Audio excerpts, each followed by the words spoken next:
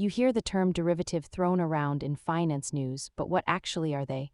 Let's demystify these complex financial contracts. At their core, derivatives are just contracts. Their value is tied to an underlying asset like a stock, commodity, or currency. The notional value of the global derivatives market is staggering, often reaching hundreds of trillions of dollars globally.